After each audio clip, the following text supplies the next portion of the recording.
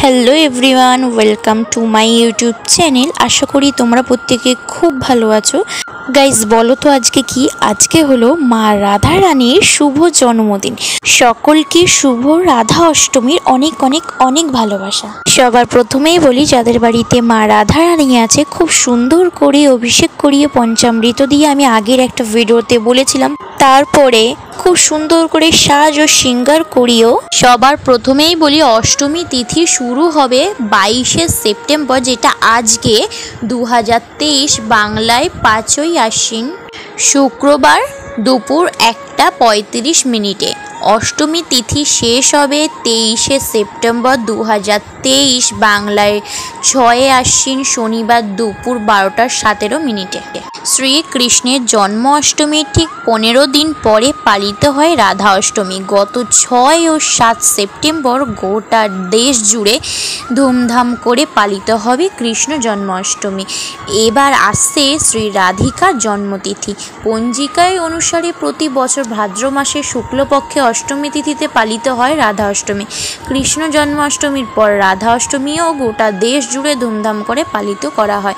বিশেষ করে বালসানা, মথুরা ও বৃন্দাবনেও রাধা অষ্টমী নিয়ে উন্মাদনা চোখে পড়ার মতো। রাধা অষ্টমী যারা পালন করেন তারা সারাদিন উপবাস রেখে রাধাকৃষ্ণের পুজো করেন। ক্যালেন্ডার অনুসারে কৃষ্ণের জন্মাষ্টমীর ঠিক 15 দিন পরে ভাদ্র মাসের শুক্লপক্ষে অষ্টমী তিথিতে পালিত করা হয় রাধা অষ্টমী। এই দিন ভোরে বিছানা ছাড়ুন, তারপর স্নান সেরে পরিষ্কার পোশাক পরে উপবাস রাখার সংকল্প নিন। সবার আগে গণেশ পুজো করুন, তারপরে রাধা রানীর পুজো ব্যবস্থা করুন। একটা তামা বা মাটির কলসি স্থাপন করুন, এর উপরে রাধা রানীর ছবি বা মূর্তি বসিয়ে তাকে পঞ্চামৃত দিয়ে স্নান করান।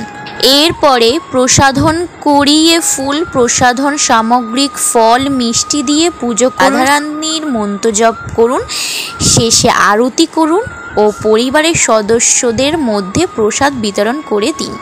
আর হ্যাঁ, যাদের বাড়িতে মিষ্টি রাধারানী আছে তারা খুব সুন্দর করে সাজ ও শৃঙ্গার করিও। আর যাদের বাড়িতে রাধারানী নেই, ছোট্ট মিষ্টি লাড্ডু গোপাল আছে, সেই লাড্ডু গোপালকে খুব সুন্দর করে রাধারানীর রূপে সাজিও। তোমরা এই ভিডিওতে দেখতেই পাচ্ছ আমি মিষ্টি গোপুসোনাকে রাধারানীর রূপে সাজিয়ে তুলেছি। আর কেমন লাগছে মিষ্টি গোপুসোনাকে তোমরা অবশ্যই কমেন্টে জানিও।